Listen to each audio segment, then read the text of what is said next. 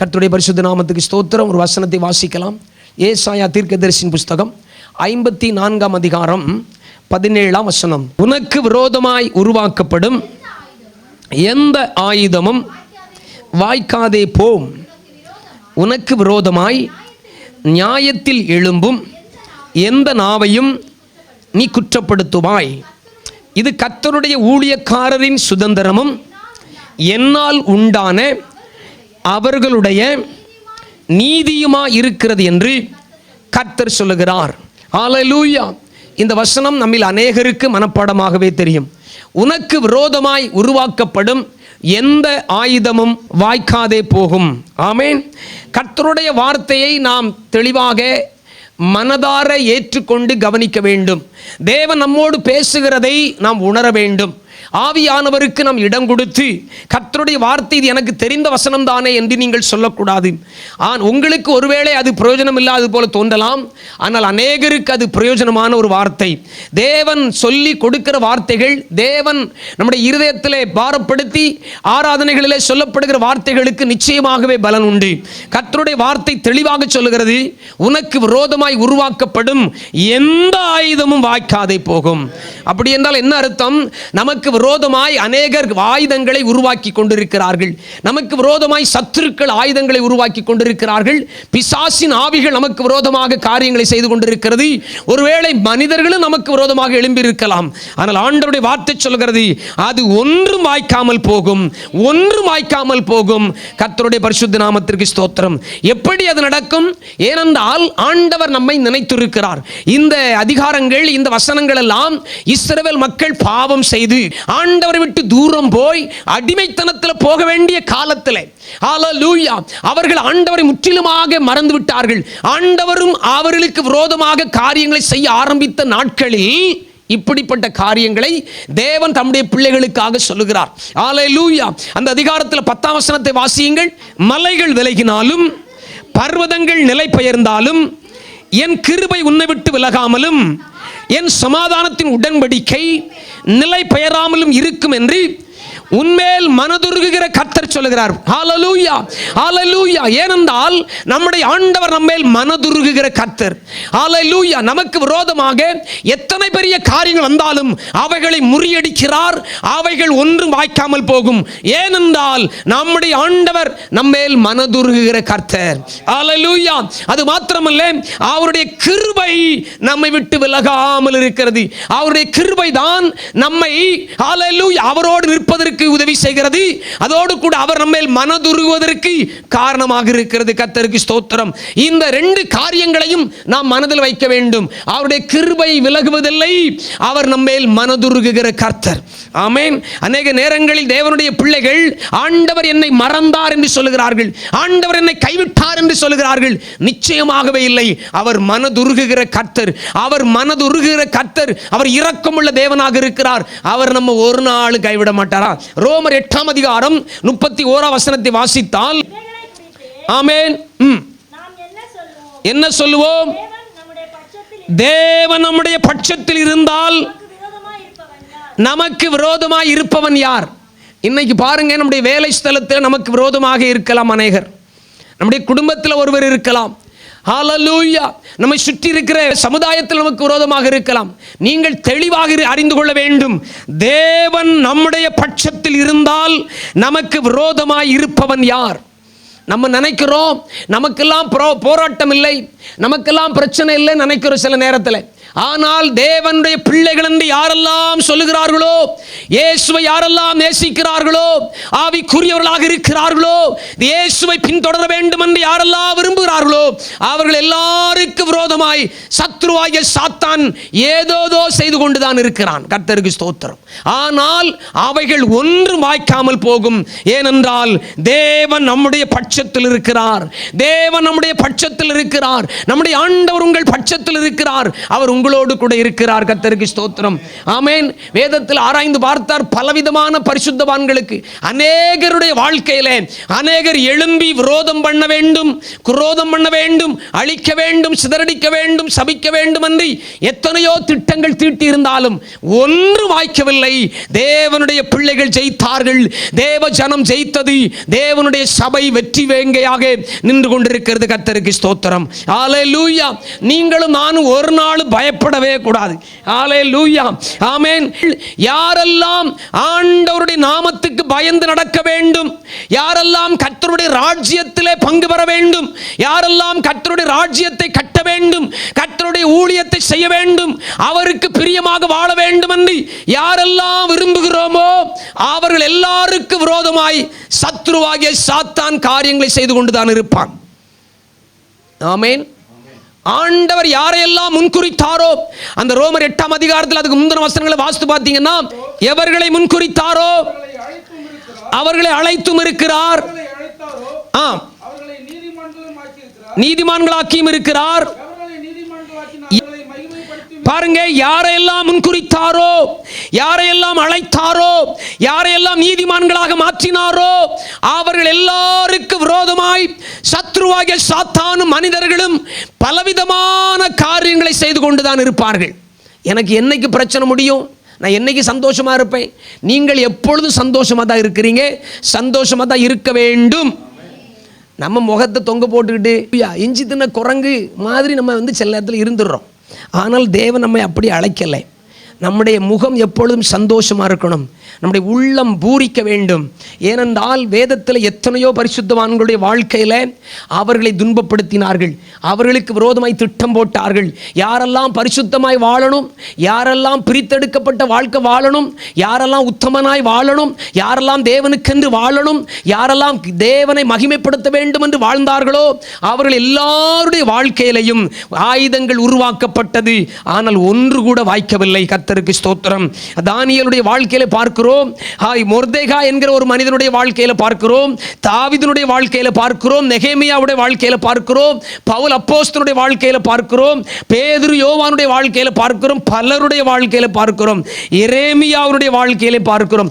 எரேமியா 18ஆம் அதிகாரத்துக்கு நேராக திருப்பிக் கொள்ளுங்கள். பாருங்கள், இந்த எரேமியா தேவனுடைய ஜனங்களுக்கு தீர்க்க தரிசனம் சொன்னவன். ஹல்லேலூயா. அந்த நாட்களில் அநேக கள்ள தீர்க்கதரிசிகள் எழும்பி ஆண்டவருக்கு விரோதமாய், ஆண்டவருடைய வார்த்தைக்கு விரோதமாய், தேவ சித்தத்துக்கு விரோதமாய் தீர்க்க தரிசனம் சொல்லி ஜனங்களை அவர்கள் வஞ்சித்துக் கொண்டிருக்கிற அந்த காலத்தில் ஆண்டவர் எரேமியாவை எழுப்புகிறார். அந்த நாட்களில் அவன் தீர்க்க தரிசனம் சொல்லுகிறான். தேவனுடைய வார்த்தைகளை தேவனுடைய வார்த்தையாக, உண்மையை உண்மையாக, சத்தியத்தை சத்தியமாக சொல்லுகிறான். ஆனால் அங்கே அவனுக்கு எதிர்ப்பு வருகிறது, அவனுக்கு விரோதமாக எழும்புகிறார்கள், பலவிதமான காரியங்களை செய்து கொண்டிருக்கிறார்கள், அவனை கொலை செய்ய வேண்டும் என்று நினைக்கிறார்கள். 18ஆம் அதிகாரம் 19ஆம் வசனத்தை வாசியுங்கள். கர்த்தாவே, நீர் என்னை கவனித்து என்னோட வழக்காடுகிறவர்களின் சத்தத்தை கேளும். அந்த வசனத்திலிருந்து கடைசி வசனத்தை வரைக்கும் அப்புறம் வாசித்து பாருங்க. நான் கடைசி வசனத்தை வாசிக்கிறேன். 23ஆம் வசனம். ஆனாலும் கர்த்தாவே, அவர்கள் எனக்கு விரோதமாய் செய்யும் கொலை பாதக யோசனையை எல்லாம் நீர் அறிவீர். அவர்களுடைய அக்கிரமத்தை உமது கண்களுக்கு மறைவாக மூடாமலும் அவர்கள் பாவத்தை குலைக்காமலும் இருப்பீராக. பாருங்கள், ஹல்லேலூயா. இந்த எரேமியாவுக்கு விரோதமாய் அவன் ஆண்டவருடைய ஊழியத்தை உண்மையாய் செய்தபடியினால் அவனுக்கு விரோதமாய் ஒரு ஆயுதம் உருவாக்கப்பட்டது. ஆனால் எரேமியா எப்ப இறந்தாரு? எரேமியா எப்படி செத்தாரு? பைபிள் இருக்கு, தேடி பாருங்க. ஹல்லேலூயா. நீங்க ஒழுங்கா பைபிள் வாசிக்கிறது இல்லை. ஆமென் சொல்லுங்க. எரேமியா எப்படி இறந்தார்? எரேமியா இறந்தது பைபிளில் இல்லை, தேடாதீங்க. ஆமே, நீங்கள் ஒழுங்காக தான் பைபிள் வாசிக்கிறீங்க. ஆமேன். அவன் ஊழியம் செய்தபடியினால், கர்த்தருடைய வார்த்தையை சொன்னபடியினால் அவனை கொலை செய்ய வேண்டும், அழிக்க வேண்டும் என்று தன் சொந்த மக்களை எழும்புகிறார்கள். உங்களுக்கு விரோதமாய் உங்கள் சொந்தக்காரர்கள் எழும்புவார்கள். உங்கள் வீட்டில் உங்கள் மனைவி எழும்பலாம், ஒருவேளை உங்கள் கணவர்மார் எழும்பலாம், உங்கள் பெற்றோர் எழும்பலாம், பிள்ளைகள் எழும்பலாம்.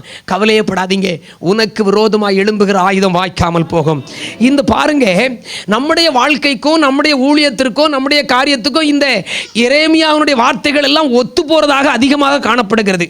ஹல்லேலூயா, ஆமென். கர்த்தருக்கு ஸ்தோத்திரம். புலம்பல் 3ஆம் அதிகாரம் 59ஆம் வசனத்தை வாசிங்க. கர்த்தாவே, எனக்கு உண்டான அநியாயத்தை கண்டீர். ஆமென். என்ன சொல்றாரு? எனக்கு உண்டான அநியாயத்தை கண்டீர் ஆண்டவரே, எனக்கும் எங்களுக்கு உண்டான அநியாயத்தை கண்டீர். அப்பா, நாங்கள் நன்மைதானே செய்தோம், இன்றைக்கு தீமை செய்கிறார்களே. ஹல்லேலூயா, கர்த்தருக்கு ஸ்தோத்திரம். எனக்கு உண்டான அநியாயத்தை கண்டீர் ஆண்டவரே. இந்த வசனத்தை கேட்டு அதை பார்த்து உடனே உள்ளமெல்லாம் சந்தோஷமாயிட்டு, என் ஆண்டவர் ஹல்லேலூயா என் நியாயத்தை தீர்க்க போகிறார், எங்கள் நியாயத்தை தீர்க்க போகிறார். ஏனென்றால் நாங்கள் துரோகம் செய்யவில்லை, நாங்கள் தீமை செய்யவில்லை, நாங்கள் அநியாயம் செய்யவில்லை. ஆனால் நாங்கள் செய்த நன்மைக்கு பதிலாக எங்களுக்கு தீமை நடக்கிறது ஆண்டவரே. என்னுடைய வாழ்க்கையிலே, என்னுடைய கம்பெனியிலே நான் செய்த நன்மைக்கு பதிலாக எனக்கு தீமை உண்டாகிறது ஆண்டவரே. என் குடும்பத்தில் அப்படித்தான் நடந்து கொண்டிருக்கிறது ஆண்டவரே. என் அநியாயத்தை ஹல்லேலூயா பார்த்தீர், என் நியாயத்தை தீரும். ஆமென். அவர்களுடைய எல்லா குரோதத்தையும், அவர்கள் எனக்கு விரோதமாக நினைத்த எல்லா நினைவுகளையும் கண்டீர். கர்த்தாவே, அவர்கள் நிந்திக்கு நிந்தையும் நமக்கு விரோதமாய் நேருக்கு நேர் மோத மாட்டான். கர்த்தருக்கு ஸ்தோத்திரம். நேருக்கு நேர் மோத மாட்டான், ஆனா ரூம் போட்டு பிளான் போடுவான். ஹல்லேலூயா, உட்கார்ந்து பேசுவான். இப்படி பண்ணலாமா, அப்படி பண்ணலாமா, அப்படி பண்ணலாமா. ஹல்லேலூயா, திட்டம் போடுவான், எதெல்லாமா செஞ்சுட்டு இருப்பான். கவலைப்படாதீங்க, கர்த்தர் நம்மோடு இருக்கிறார். தேவன் நம் பட்சத்தில் இருக்கும் பொழுது நமக்கு விரோதமாய் நிற்பவன் யார்? எரேமியாவை ஒருவனாலும் அழிக்க முடியவில்லை. எரேமியாவினுடைய அழைப்பை ஒருவனாலும் மாற்ற முடியவில்லை. ஹல்லேலூயா, அவன் கள்ள தீர்க்கதரிசிகளுக்கு விரோதமாய், கள்ள போதகர்களுக்கு விரோதமாய், ஆண்டவருடைய சபையை கெடுக்கிறவர்களுக்கு விரோதமாய் பேசிக்கொண்டே இருந்தான். ஆமென் சொல்லுங்க. சத்தியத்தை பேசுகிறதுனால நம்மை சிலர் வேற மாதிரி பார்க்கலாம். இன்னைக்கு சத்தியத்தை பேசினவர்கள் கூட இன்றைக்கு மனிதர்களை பிரியப்படுத்தும்படி மாறிக்கொண்டிருக்கிறார்கள். ஹல்லேலூயா, மனுஷனை பிரியப்படுத்த மாறிக்கொண்டே இருக்கிறார்கள். ஏனென்றால் பயம், ஏனென்றால் வெளியே வர முடியாது. ஹல்லேலூயா, நம்ம கெடுத்துருவாங்க, நம்மளை அழிச்சிருவாங்க. No such thing. Hallelujah, hallelujah. தேவனுடைய ராஜ்யத்தில் சத்தியத்தை பேசுகிறவர்கள் கொஞ்ச பேராக இருக்கலாம், அவர்கள் பலவீனனை போல காணப்படலாம். ஏனென்றால் தேவன் நம் பட்சத்தில் இருக்கிறார். நான் பயப்பட மாட்டேன், என் தேவன் என்னோடு கூட இருந்து காரியங்களை செய்வார். ஆமென் சொல்லுங்க. ஆமா, உனக்கு விரோதமாய் உருவாக்கப்படும் எந்த ஆயுதமும் வாய்க்காமல் போகும். தானியேல் என்கிற ஒரு மனிதன், நம்ம எல்லாருக்கும் தெரியும். யோசேப்பு என்கிற ஒரு மனிதன், ஹல்லேலூயா, பாருங்கள் எப்படி எழும்புவார்கள். மனிதர்கள் எழும்புவார்கள், நம்ம செய்கிற நம்முடைய பிசினஸை கெடுக்க நினைப்பார்கள். ஈசாக்கினுடைய வாழ்க்கையில வாசிக்கலாம். ஆதியாகமம் 26ஆம் அதிகாரம் 13ஆம் வசனம் வாசிக்கலாம். அவன் ஐசுவரியவானாகி வர வர விருத்தி அடைந்து மகா பெரியவனானான். அவனுக்கு ஆட்டு மந்தையும் மாட்டு மந்தையும் அநேக பணிவிடைக்காரரும் இருந்தபடியினாலே பெலிஸ்தர் அவன் மேல் பொறாமை கொண்டு. ஆமென். ஒரு தனி மனிதன் மேல் பெலிஸ்தர்கள், அந்த நாட்களில் பெலிஸ்த கூட்டம் என்பது அது ஒரு பலமாய்ந்த கூட்டமாக காணப்படுகிறது. யாரையும் யுத்தம் பண்ணி ஜெயிக்கிற ஒரு கூட்டமாக காணப்படுகிறது. இன்னைக்கு அப்படித்தான் நம்ம மேல நிறைய பேருக்கு பொறாமை. ஹல்லேலூயா, நாம் ஐசுவரியவானாகி நாம் வர வர விருத்தி அடைந்து பெரியவர்களாவதை பார்ப்பதற்கு சிலரால சகிக்க முடியல. உங்க வேலை ஸ்தலத்தில் அப்படித்தான், உங்க குடும்பத்தில் அப்படித்தான், உங்க கிராமத்தில் அப்படித்தான். இவங்கெல்லாம் பணக்காரங்க, இவங்கெல்லாம் ரொம்ப வசதி படைச்சவங்க, இவங்கெல்லாம் ஐஸ்வர்யவான்கள், இவர்களெல்லாம் என்ன பார்த்து பொறாமப்பட மாட்டாங்கன்னு நினைக்காதீங்க. அவங்க தான் யாருக்கிட்ட நிறைய பணம் இருக்குதோ, யார் ரொம்ப பெரிய ஆளுன்னு நினைக்கிறீங்களோ அவங்க தான் முதலாவது உங்க மேலே பொறாமப்படுவாங்க. ஆமென். இது நிச்சயம், இது உண்மை. இது இங்கேயும் நடந்து கொண்டிருக்கிறது. கர்த்தருக்கு ஸ்தோத்திரம். ஆமென். இந்த சபையில் நடந்து கொண்டிருக்கிறது, நம்முடைய வாழ்க்கையில் நடந்து கொண்டிருக்கிறது, என்னுடைய வாழ்க்கையில் நடந்து கொண்டிருக்கிறது, உங்கள் வாழ்க்கையிலும் நடக்கலாம். நாம் பெலிஸ்தர் அவன் மேல் பொறாமை கொண்டு நமக்கு விரோதமாய் எப்பொழுது ஹல்லேலூயா ஆயுதங்களை உருவாக்குவார்கள், எப்பொழுது ஆயுதங்களை உருவாக்குவார்கள் என்றால் அவர்களுக்கு நம்ம மேல பொறாமை. நம்ம ஜாக்கிரதையா இருக்கணும். மனிதர்கள் பொறாமைப்படுகிறார்கள். உங்கள் மேலே பொறாமைக்கு காரணம் என்ன தெரியுமா? உங்களை தேவன் ஆசீர்வதிக்கிறதை பார்த்து அவர்கள் பொறாமைப்படுகிறார்கள். அதனால் ஈசாக்குடைய வாழ்க்கையில் திட்டம் போட்டு அவனுடைய ஹல்லேலூயா துறவுகளை மூடி போட நினைத்தார்கள். எதையும் கர்த்தர் வாய்க்க பண்ணல. ஆண்டவர் அவனை மேன்மேலும் பெருக பண்ணினார், மேன்மேலும் ஆசீர்வதித்தார். நமக்கு விரோதமாய் வருகிற ஆயுதங்கள் வாய்க்காமல் போகும். யோசேப்பினுடைய வாழ்க்கையில் யாரு பொறாமை கொண்டார்கள்? யோசேப்பினுடைய வாழ்க்கையில் யார் திட்டம் போட்டா, யார் ஆயுதங்களை உருவாக்குற? சொந்த சகோதரர்கள். உங்க குடும்பத்தில் உள்ளவர்கள் உங்களுக்கு விரோதமாக எழுப்பி நின்னாலும் பரவாயில்ல, ஆண்டவர் நம்முடைய பட்சத்தில் இருக்கிறார். நீங்கள் அழைத்த அழைப்பில், நீங்கள் ஒப்பு கொடுத்தலில் மாறாம இருங்க. அழைத்த அழைப்பில் உறுதியாக இருங்க. அவர் என்னோடு இருக்கிறார் என்பதில் எந்த சந்தேகமும் இல்லை. யோசேப்பினுடைய வாழ்க்கையில் ஹல்லேலூயா, குறிப்பாக தானியேலுடைய வாழ்க்கையில் பார்க்கிறோம். தானியேல் 6ஆம் அதிகாரம் 4ஆம் வசனத்தை வாசிக்க போகிறோம். அப்பொழுது பிரதானிகளும் தேசாதிபதிகளும் ராஜ்யத்தின் விசாரிப்பிலே தானியேலை குற்றப்படுத்தும்படி முகாந்தரம் தேடினார்கள். ஆனாலும் ஒரு முகாந்தரத்தையும் குற்றத்தையும் கண்டுபிடிக்க அவர்களால் கூடாதிருந்தது. அவன் உண்மை உள்ளவனாய் இருந்தபடியால் அவன் மேல் சுமத்த யாதொரு குற்றமும் குறைவும் காணப்படவில்லை. தானியேலை குற்றப்படுத்த நினைக்கிறாங்க. நம்ம எல்லாருக்கும் தெரியும் என்ன நடந்தது. சிங்க கெபியில தூக்கி போட்டாங்க. ஹல்லேலூயா. அவன் திட்டம் போடுறாங்க. அவனை தேவன் உயர்த்துகிறார், அவனை மேன்மைப்படுத்துகிறார். அதுக்கு முந்தின வசனத்தை வாசிக்கிறேன். அவனை ராஜ்யம் முழுமைக்கும் அதிகாரியாக ஏற்படுத்த ராஜா நினைத்தான். உங்களுக்கு ப்ரமோஷன் வரப்போகுதுன்னு ஒருத்தனுக்கு பார்த்தான்னா எல்லாவனுக்கு எரிச்சல், எல்லாவனுக்கும் பொறாமை. ஹல்லேலூயா. உங்களை திட்டம் போட்டு ஒரு காரியத்தை உருவாக்கி செட்டப் பண்ணி உங்களை அழி நினைப்பான். ஒரு நாள் வாய்க்காது, ஒரு நாள் வாய்க்காது. கவனமா இருக்கணும். ஆனால் இங்கே வாசிக்கிறோம் தானியேலை குறித்து. ஹல்லேலூயா. அவன் மேல் சுமத்த யாதொரு குற்றமும் அவர்களால் கண்டுபிடிக்க முடியவில்லை. அது மாத்திரமல்ல, அவன் உண்மை உள்ளவனாய் இருந்தபடியால். ஆமென். நம்ம உண்மை உள்ளவங்களா இருக்கணும். 6:10 வாசிக்கிறேன். ஹல்லேலூயா. ஆமென். தானியேலோ வென்றால் அந்த பத்திரத்திற்கு கையெழுத்து வைக்கப்பட்டது என்று அறிந்த போதிலும் தன் வீட்டுக்குள்ளே போய் தன் மேல் அறையிலே எருசலேமுக்கு நேராக பலகணிகள் திறந்திருக்க அங்கே தான் முன் செய்து வந்தபடியே தினம் 3 வேளையும் தன் தேவனுக்கு முன்பாக முழங்கால் படியிட்டு ஜெபம் பண்ணி ஸ்தோத்திரம் செலுத்தினான். எந்த சூழ்நிலை வந்தாலும் சரி, எந்த போராட்டம் வந்தாலும் சரி, நிந்த வந்தாலும் சரி, சத்துரு ஹல்லேலூயா திட்டம் போடுறது தெரியும். பிசாசு திட்டம் போட்டு காரியம் செய்யறான்னு தெரியும். மனிதர்கள் திட்டம் தீட்டி கொண்டிருக்கிறான். அவர்களோடு டைரக்டா மோதாதீங்க, அவர்களோடு மோதாதீங்க. கர்த்தர் நமக்காக யுத்தம் பண்ணுவார். அவர் அந்த ஆயுதத்தை வாய்க்காமல் போக பண்ணுவார். நீங்கள் நான் செய்ய வேண்டியது ஒவ்வொரு நாள் செய்யறது போல அவருடைய வேதத்தை வாசியுங்கள், ஜெபியுங்கள், ஸ்தோத்திரம் பண்ணுங்கள், தேவனுக்கு மகிமை செலுத்துங்கள். கர்த்தர் நமக்காக யுத்தம் பண்ணுவார். எல்லா வசனத்தை வாசிக்க நேரம் இல்லை. 22 வசனத்தை வாசிக்கிறேன். ஹல்லேலூயா. சிங்கங்கள் என்னை சேதப்படுத்தாதபடிக்கு தேவன் தம்முடைய தூதனை அனுப்பி அவைகளின் வாயை கட்டி போட்டார். ஏனென்றால் அவருக்கு முன்பாக நான் குற்றமற்றவனாய் காணப்பட்டேன். நமக்கு விரோதமாய் சத்துரு எழும்புகிற எல்லா திட்டங்களை தேவன் அழிக்க வேண்டும். ஆனால் நீங்களும் நானும் குற்றமற்றவர்களாக இருக்க வேண்டும். இன்னைக்கு நம்முடைய வாழ்க்கையில பிசாசு உள்ள நுழைஞ்சி, மனிதர்கள் உள்ள நுழைஞ்சி நம்முடைய வாழ்க்கையை கெடுத்து போட்டது காரணம் தெரியுமா? நம்முடைய உண்மை இல்லை. ஆமென். ஹல்லேலூயா. நம்முடைய உண்மை இல்லை. கர்த்தருக்கு ஸ்தோத்திரம். அவருக்கு தேவனுக்கு முன்பாகவும் மனிதனுக்கு முன்பாகவும் குற்றமற்றவர்களாக காணப்பட வேண்டும். கர்த்தர் நம்மோடு பேசுவாராக. இது தானியேல் பெரிய படித்த அறிவாளி. ஆமென். அவனுக்கு விரோதமாக எழும்பின காரியம் பரவாயில்ல. ஆனால் மொர்தெகாய்னு ஒரு மனுஷன் இருக்கிறான். எஸ்தரின் புஸ்தகம். இந்த மொர்தெகாய் யார்? அவன் ஒரு சாதாரண மனிதன். அவன் கிட்டத்தட்ட இந்த தானியேலுடைய காலங்களில் வாழ்ந்தவன் தான். ஆமென். அடிமைகளாக இஸ்ரேல் மக்கள் பாவம் செய்து அடிமைத்தனத்தில் இருக்கிறாங்க. அந்த நேரத்தில் வாழ்ந்தவன். அவன் ஒரு சாதாரணமான ஒரு ஆஃபீஸர்னு சொல்கிறாங்க. ஆனால் வேதத்தில் அப்படி தெளிவாக போடவில்லை. அவன் ஒரு அரசாங்கத்தில் வேலை செய்கிறவனாக கூட இருக்கலாம். ஆனால் அந்த அரண்மனை வாசலில் உட்கார்ந்துருக்கிறான்னு போட்டிருக்கு. அரண்மனை வாசல் ராஜாவோடு சீட்டில் உட்காரல, பக்கத்தில் உட்கார், மந்திரியா இல்லை, ஒரு பிரபுவாக இல்லை. அவனை குறித்து வேதம் சொல்கிறது. 2ஆம் அதிகாரம் 21ஆம் வசனம். அந்நாட்களில் மொர்தெகாய் ராஜாவின் அரண்மனை வாசலில் உட்கார்ந்திருக்கிற போது, மொர்தெகாய் ராஜாவின் அரண்மனை வாசலில் உட்கார்ந்திருக்கிறான். அதாவது ராஜா போகிற அந்த இடத்துல உள்ள ஒரு கேட்டில் உட்கார்ந்திருக்கிற ஒரு மனிதன், ஒரு சாதாரணமான மனிதன். நீங்கள் இன்றைக்கு சாதாரணமான மனிதராக இருக்கலாம். உங்களுக்கு விரோதமாகவும் உருவாக்கப்படும் ஆயுதம் வாய்க்காமல் போகும். மொர்தெகாய்க்கு விரோதமாய் யார் எழும்பினா? ஆமான் என்கிற ஒரு ஆகாகியன். அந்த வசனத்தில் வாசிக்கிற இந்த நடவடிக்கைகளுக்கு பின்பு ராஜாவாகி அகாஸ்வேரு அம்மெத்தாவின் குமாரனாகி ஆமான் என்னும் ஆகாகியனை மேன்மைப்படுத்தி, இந்த ஆமான் யார்? ஒரு ஆகாகியன். ஆகாகியன் என்றால் அமலேக்கியன். ஆமென்.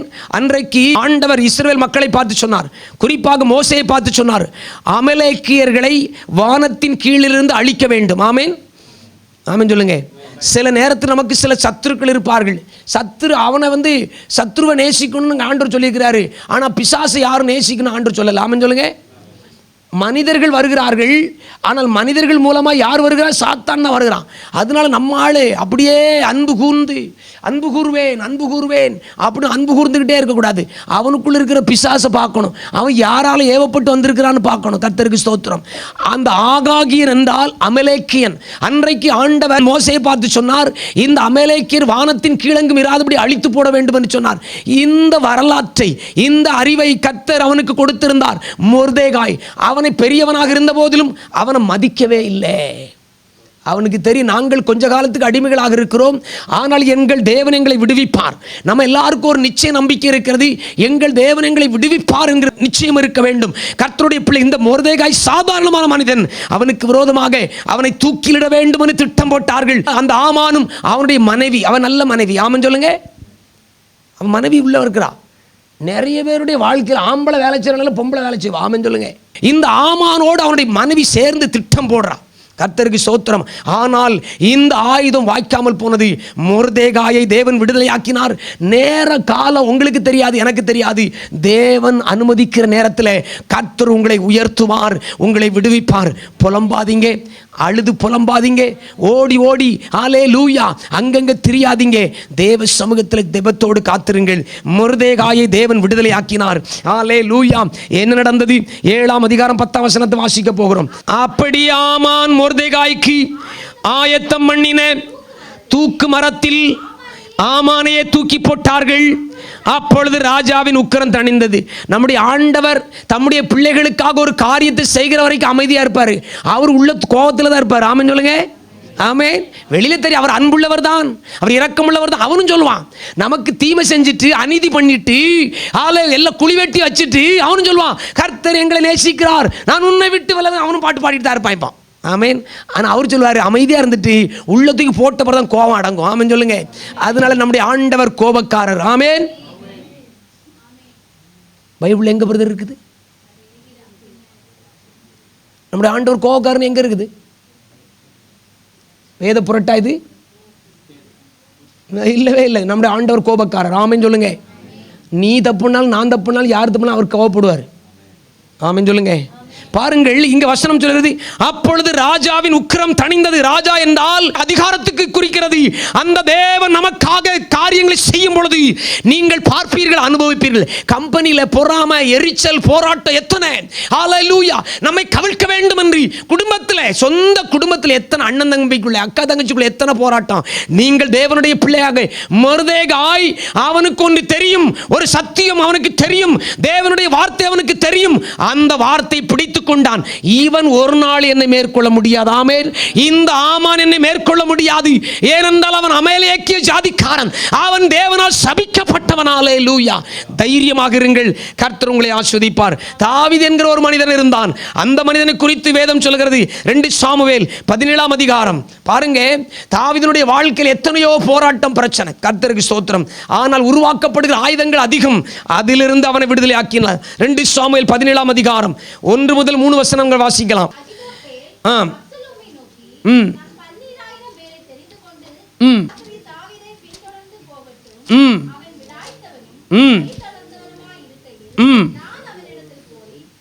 இல்ல ஒருத்தர் வாசிங்க.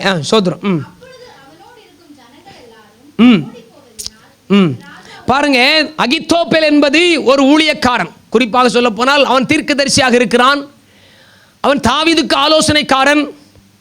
இப்பொழுது தாவீதுடைய மகன் எழும்பி தாவீதை கொலை செய்ய வேண்டும் என்று, அவனை துரத்த வேண்டும், ராஜபதவி எடுக்க வேண்டும் என்று திட்டம் தீட்டுகிற நேரத்தில் இந்த அகித்தோப்பேல் தாவீதுடைய மகனாகி யார் கூட சேர்ந்துட்டான்? அப்சலோம் கூட சேர்ந்துட்டான். ஹல்லேலூயா. ஏன்னா தாவீதுக்கு வயசாகிட்டு போகுது. அப்படியானே? நிறைய பேருக்கு என்ன பிரச்சனைனா, இவருக்கு வயசாகிட்டு, இனிமேல் இவருக்கு மரியாதை இல்லை, இனி அடுத்த ஜெனரேஷன் வந்துருன்ட்டு அடுத்த ஜெனரேஷனுக்கு அவன் காய் நகர்த்த ஆரம்பித்தான் அகித்தோப்பேல். அகித்தோப்பேலுடைய ஆலோசனை பாருங்கள், அது 16ஆம் அதிகாரம் 23ஆம் வசனத்தை வாசிக்கிறேன். அந்நாட்களில் அகித்தோப்பேல் சொல்லும் ஆலோசனை தேவனுடைய வாக்கை போல இருந்தது. அப்படி அகித்தோப்பேலின் ஆலோசனைகளை எல்லாம் தாவீதுக்கும் இருந்தது, அப்சலோமுக்கும் அப்படியே இருந்தது. அப்பாவுக்கு ஆலோசனை சொன்னாரு, இப்ப மகன் கையில் வந்துட்டாரு. என்ன போடுறாரு? ஒரு ரகசிய ஆலோசனை பண்றாரு. தாவீதை காலி பண்ண வேண்டும். ஹல்லேலூயா. தாவீதை கொலை செய்ய வேண்டும். ஏனென்றால் வேதம் சொல்கிறது, தாவீது வர வர பலத்தான், கர்த்தர் தாவீதோடு இருந்தார், அவன் அசைக்க முடியவில்லை. இப்ப ரகசியமா திட்டம் தீட்டி அவனை கொலை செய்து, அகித்தோப்பேல் சொல்லுகிறார்கள், வேத பண்டிதர்கள் சொல்லுகிறார்கள், அகித்தோப்பேல் யாரா? தாவீது மனைவி ஆக்கின பத்சேபாளுக்கு நெருங்கிய உறவினர். ஆமென். பாருங்க, ஏதோ ஒரு எரிச்சல் அவன் மேல், ஏதோ ஒரு பொறாமை தாவீதின் மேல். even though he was with him, அதாவது தாவீதோடு தான் இருக்கிறான், அவன் வீட்டில் சாப்பிட்றான், அவன் கொடுக்குற சம்பளத்தை வாங்குறான். பாருங்க, நம்ம கூட இருப்பான், நம்ம பண்றதெல்லாம் நம்மகிட்ட தான் எல்லாம் கத்துக்கிடுவான், நம்மகிட்ட தான் எல்லாம் வாங்கிடுவான். ஆனா குழி தோண்டிக்கிட்டே இருப்பான். வெளியில மரியாதையை பேத்துற மாதிரி பேசுவான், மாமா அம்பா, மச்சாம்பா, அண்ணன்பா, தம்பிம்பா, பார்த்துருமா. ஆனா குழி தோண்டுவான். பார்த்துக்க. ஆமென். அகித்தோப்பேல் அவனோடு சேர்ந்து கொண்டு, அப்சலோமோடு கூட சேர்ந்து கொண்டு அவனை அழிக்க வேண்டும் என்று. ஹல்லேலூயா. பாருங்கள், 4ஆம் வசனத்தை வாசிக்கிறேன். இந்த வார்த்தை அப்சலோமின் பார்வைக்கும் இஸ்ரவேலுடைய சகல மூப்பரின் பார்வைக்கு நலமாய் தோன்றியது. சில நேரத்தில் நல்லவன் கூட கெட்டவன் கூட சேர்ந்துக்கிடுவான். குரூப் சேருதுன்னு கவலைப்படாதீங்க. ஆமென். என்னடா இவனும் சேர்ந்துட்டானே, எல்லாவனும் சேருவான், எல்லாவனும் சேருவான். இங்க பாருங்க, அப்படிதான். யாரெல்லாம் சேர்ந்தாங்களா? இஸ்ரவேலின் சகல மூப்பர்களும். தாவீது அப்படி என்ன துரோகம் பண்ணார் நமக்கு தெரியல, பைபிள் ஒன்றும் எழுதலை. தாவீது எல்லாரையும் சமமாக நடத்தினான். எல்லாரும் என் மக்கள் என்று சொன்னான், என் மக்கள் என்று, என் நாடு என்று சொன்னான். அவர்களுக்காக காரியங்களை செய்தான். அவன் ஒருத்தரை வெறுத்த மாதிரி ஒரு இடத்துல இல்லை, அவன் எல்லாரும் நேசித்தான். ஹல்லேலூயா. அத்தனை நல்ல மனிதன். அந்த மனிதனை அழிக்க வேண்டும் என்று எல்லாரும் எழும்புகிறார்கள். ஆனால் வேதம் சொல்லுகிறது, ஹல்லேலூயா, இந்த தாவீதுக்கு விரோதமாய் எழும்பின இந்த அப்சலோம் போட்ட திட்டம் நாசமாகி போனது. அது மாத்திரமல்ல, இந்த ஹல்லேலூயா, இந்த அகித்தோப்பேல் போட்ட திட்டம் நாசமானது. இந்த அகித்தோப்பேல் நாண்டு கொண்டு செத்தான் என்று வேதம் சொல்லுகிறது. நமக்கு விரோதமாய் உருவாக்கப்படும் எந்த ஆயுதம் வாய்க்காமல் போகும். உங்களுக்கு விரோதமாக எந்த லெவலில் எழும்பினாலும் சரி, எந்த லெவலில் எழும்பினாலும் சரி, அரண்மனையில் இருக்கிறவ எழும்பினாலும் சரி, ஹல்லேலூயா, பெரிய பதவியில் இருக்கிறவ எழும்பினாலும் சரி, சொந்த சகோதர சகோதரிகள் எழும்பினாலும் சரி. யோசேப்பின் வாழ்க்கையில் எழும்பினது போல பவுலுடைய வாழ்க்கையில் எத்தனையோ காரியங்கள் உண்டு. பவுல் ஊழியக்காரன், கர்த்தருடைய வசனத்தை பிரசங்கம் பண்ணுகிறான். அங்கே தன்னுடைய சொந்த ஜனங்களினால் அவன் வாதிக்கப்படுகிறான், நெருக்கப்படுகிறான், கொல்லப்பட வேண்டும் என்று திட்டம் தீட்டப்படுகிறான். அப்போஸ்தலர் 18ஆம் அதிகாரத்தில் வாசிக்கிறோம், 21ஆம் அதிகாரத்தில் வாசிக்கிறோம். ஹல்லேலூயா.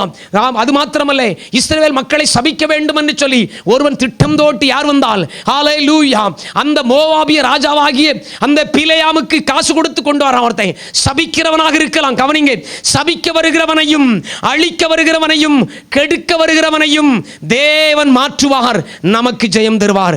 நம்மோடு தேவன் இருக்கிறார் என்பதை மாத்திரம் புரிந்து கொள்ளுங்கள். ஒரு நாள் வெட்கப்பட்டு போக மாட்டீங்க.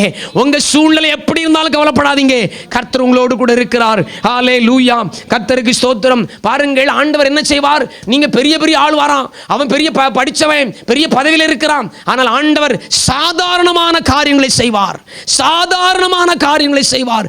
சாதாரணமாய் நம்முடைய கண்களுக்கு முன்பாக சாதாரணமாய் தோன்றுகிற காரியங்களை வைத்து ஆண்டவர் செய்து முடிப்பார். கர்த்தருக்கு ஸ்தோத்திரம். ஹல்லேலூயா. ஏனென்றால் நம்ம எல்லாருடைய வாழ்க்கையிலையும் தேவன் ஒரு திட்டத்தை வைத்திருக்கிறார். கர்த்தர் உங்களை ஆசீர்வதிப்பார்.